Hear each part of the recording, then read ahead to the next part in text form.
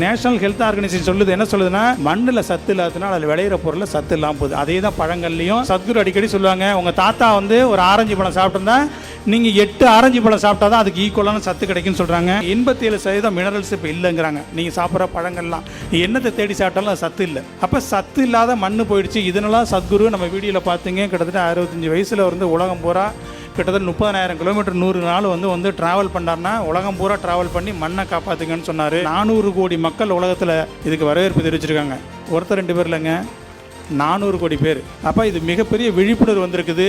கிட்டத்தட்ட 85 நாடுகளில் புரிந்துணர்வு ஒப்பந்தம் வந்து போட்டிருக்குது சேவ் சாலை அமைப்பு. அப்போ மக்கள்கிட்ட ஒரு விழிப்புணர்வு ஏற்படுத்தி மண்ணை காப்பாற்றணும்னா 2 வழி தான். ஒன்று மரம் நடணும், இன்னொன்று வந்து இயற்கை விவசாயம், நம்ம ஆடு மாடு கழிவுகள் சேரணும். 2 சேர்ந்தால் தான் மண்ணை வளப்படுத்த முடியும். அதுக்கான ஒரு இயக்கமாக தான் காவேரி கூக்குரலும் சேவ் சாயில் தாய்மண் காப்போம் இயக்கம் இருக்குது. இது 2ம் தொடர்ந்து தமிழ்நாட்டில் ட்ரைனிங் பார்ப்பீங்க நடத்திக்கிட்டே இருக்கிறோம். சேவ் சாயில் மாதம் 10 ட்ரைனிங் நடத்துகிறாங்க. அது மட்டும் இல்லை, வெறும் ட்ரைனிங் நடத்தி முக்கியம் இல்லை, இது அடுத்த கட்டத்துக்கு எப்படி இந்த பொருளை விற்பனை பண்ணுறது, எப்படி வேல்யூ அடிஷன் பண்ணுறது, எங்கே சேல் பண்ணுறதுக்கு 26 FAO ஈஷா நடத்துது.